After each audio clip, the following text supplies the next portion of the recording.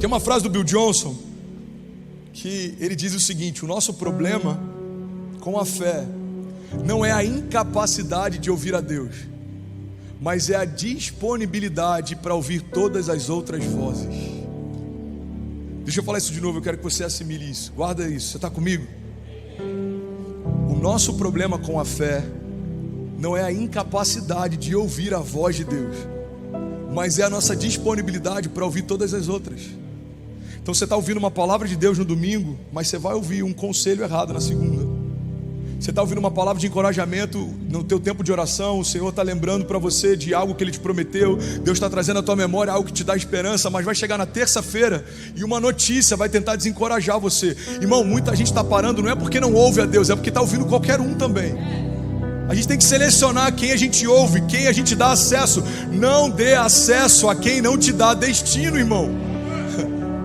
Se eu ficasse perguntando para qualquer um a respeito do que Deus tem falado comigo, 90% ia me desencorajar. Irmão, estou pensando da gente alugar esse prédio novo para o Kids.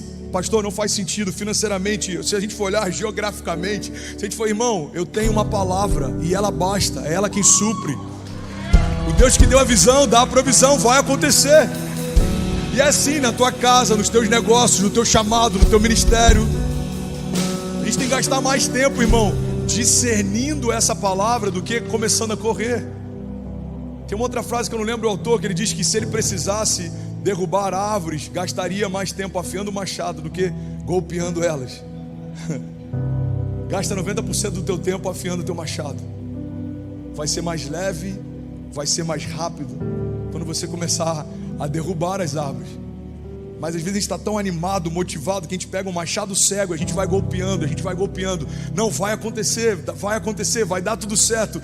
E a gente vai se cansando, a gente vai começando a duvidar, e aí vai começando a perguntar: será que eu entendi errado? Será que é isso mesmo? E quando a gente vai ver, irmão, a gente para. Tem gente que para porque se cansou. Cara, é muito poderoso isso. Isso vai ser libertador para alguns aqui. Tem gente que está parando porque se cansou, e tem gente que está se parando porque parou para comparar com o que o outro está vivendo. Você está vendo alguém que gastou tempo afiando o machado quando você estava lá imprimindo força, e agora ele está voando e você está parado, e você está falando: será que Deus se esqueceu de mim? Olha o que esse cara está vivendo, olha o que ele está fazendo. Não, irmão, a única diferença é que ele parou para ouvir antes de começar a andar. Ele ouviu algo de Deus. Ele ouviu algo de Deus, irmão. Quem ouviu algo de Deus não pode parar para ouvir mais nada de ninguém. Não é ouvir algo de Deus. Construa uma arca para algo que você nunca viu, chamado chuva. Aí Noé começa, primeiro ano, primeira década, segunda década, e ele vai. E todo mundo ridicularizando Noé. Noé está maluco, ele está construindo algo que não faz sentido. Não tem porquê o que ele está fazendo. Todo mundo considerava Noé estúpido, até que a primeira gota de chuva caiu. Olha para mim, irmão. Não adianta construir arcas quando a chuva já começou a cair. Deus está dando para você palavras para esse ano 2022. Não é para você esperar a crise chegar, é para você se antecipar. É para você fundamentar o teu ano numa palavra viva, numa esperança viva. Eu estou esperando a eleição para ver, porque o Brasil vai ficar uma loucura durante a eleição. Não, irmão, você não precisa de um mês de eleição para definir a tua história, quando Deus já definiu a tua história. Não, estou esperando para ver como é que vai ser o Covid. Eu não estou dizendo para você ser displicente ou você não se planejar com coisas naturais, mas eu estou dizendo para você também não negligenciar o mover sobrenatural, porque senão o que a gente está tendo não é mais fé. Se você não está usando a sua fé para coisas impossíveis, você não está usando a sua fé. A fé é um recurso que Deus nos deu para acessar o impossível. André, tudo que você está falando é muito legal, mas é impossível eu conseguir romper na minha família esse ano. Pois é, por isso que você só vai conseguir com fé. A Bíblia diz que tudo é possível ao que crê. A fé não limita a Deus e Deus não limita a fé, irmão. Esse lugar que você está sentado hoje, um dia foi só uma visão e por fé se tornou uma realidade. E um dia ele vai ser pequeno, vai ser parte de um passado glorioso, porque Deus vai ter novas realidades. É assim que a gente vive. de glória em glória, é o que a palavra fala a nosso respeito. Mas não existe glória em glória se não tiver batalha em batalha, se não tiver gigante em gigante. E eles fazem parte, irmão. Eles não são um descuido de Deus, eles não são um descaso de Deus. Eles fazem parte do que Deus tem para você. Os gigantes ativam você, os gigantes promovem você, os gigantes deixam você atento. Irmão, vamos ser sinceros, quando está tudo muito bem e nada tenta afrontar, a gente tira as nossas armaduras e roupas de guerra e a gente se distrai. A Bíblia diz que Davi, no período em que os reis iam para a guerra, decidiu ficar no palácio. No meio da primavera, os reis estão todos prontos e indo para a batalha. Davi falou: quer saber? Esse ano não, eu vou ficar em casa. E porque ele se distraiu enquanto deveria estar posicionado, a história dele mudou para sempre. Fala para quem está do seu lado, irmão: 2022, sem distrações, sem mimimi, irmão. Mimimi não precisa repetir não, deixa que só eu falo para ninguém se ofender. Vai que a pessoa é mimizenta, ele vai falar: é uma indireta? Olha para mim, sem mimimi. A gente está perdendo tempo demais, irmão, com coisas que não tem valor nenhum. Eu lembro de uma frase que eu liberei no início da pandemia. Uma galera: pastor, eu acho que nessa pandemia a igreja podia visitar mais, podia ajudar mais, podia ligar para as pessoas. Irmão, a gente está precisando de ajuda. Você pode fazer parte do ministério de ligação? Na época a gente tinha 2 staff, tem 500 pessoas. Falei: se eu for visitar uma família por dia, eu vou precisar de 500 dias. Um ano tem 365. E quando eu terminar de visitar a última família, a primeira que eu visitei já vai estar chateada, falando: tem 1 ano e meio que o pastor não vem me visitar. Foi o primeiro.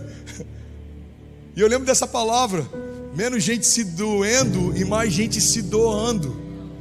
2022 não tem espaço para distração, para mimimi, para reclamação, para vitimismo, para autocomiseração. 2022 é o ano de andarmos sobre as águas, é a nossa escola da fé, é o ano de avançar, confiar em Deus mais do que a gente confia em qualquer palavra dada por homens.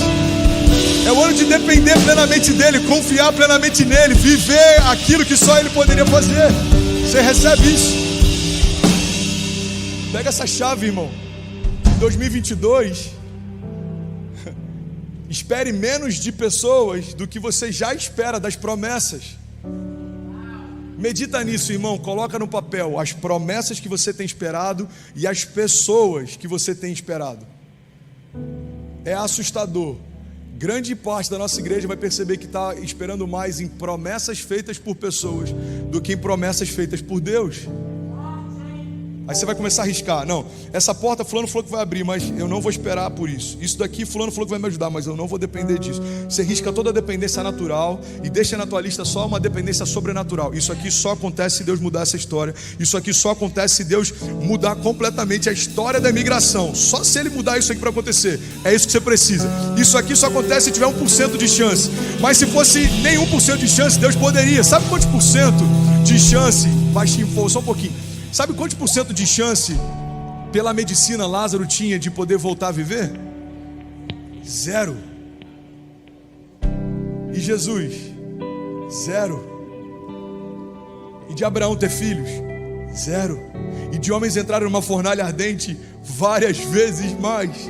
0. E de alguém entrar na fornalha e dançar com eles? Menos 10. E de um homem andar sobre as águas, humilhar a gravidade, passear sobre a matéria, e de alguém nomear estrelas e ainda assim saber o meu nome, e de alguém passear na eternidade. Qual é a probabilidade de um Deus criador morrer pela sua criação? De um Deus que poderia apertar o botão reset, deletar e fazer tudo de novo, falar: não, eu não vou recomeçar não, eu vou começar com eles de novo. Eu vou pagar o preço, mas eu não abro mão deles.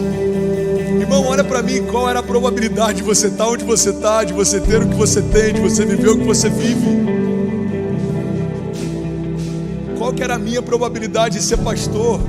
Eu não gostava nem de igreja, eu tinha resistência a evangélicos. Qual era a minha probabilidade de ser escritor? Saí do 3º ano do ensino médio para fazer supletivo, porque no último semestre eu sabia que eu ia repetir em literatura e português. Aí Deus me dá a graça no ano passado lançar um livro, o Recorte da Editora, em pré-venda. Você tem que olhar para isso e falar: qual é a probabilidade? Para mim, impossível. Para Deus, inevitável. A probabilidade é 0. Abaixa só um pouquinho o volume, lindão, do teclado, só um pouquinho. A probabilidade para mim é 0. Mas não sou eu quem vai fazer. Não sou eu quem guardo a minha casa.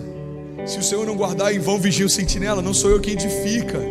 Se o Senhor não edificar, em vão trabalham aqueles que nela constroem. Não sou eu, irmão, que lidero a igreja. Se o Senhor não me der uma palavra, eu não tenho nada para falar nesse púlpito. Não sou eu que guardo os meus filhos. Se o Senhor não poupasse eles, não teriam nascido, nem eu estaria de pé. Então o que a gente precisa fazer no primeiro culto do nosso melhor ano é trazer de novo ao lugar de direito aquilo que nunca deveria ter saído, trazer o Senhor como a centralidade da nossa história. Se arrepender de tudo que a gente colocou confiança e expectativa que não nele, irmão. Billy Graham diz que a ansiedade é a causa natural de colocarmos a nossa expectativa em qualquer coisa menor do que Deus. Eu estou ansioso, por quê? Porque eu coloquei minha expectativa em qualquer coisa menor do que Deus. E eu preciso me arrepender, irmão. A gente não vai viver um pleno avivamento se a gente não viver um pleno arrependimento. A gente tem que trazer de volta para o centro quem nunca deveria ter saído dele.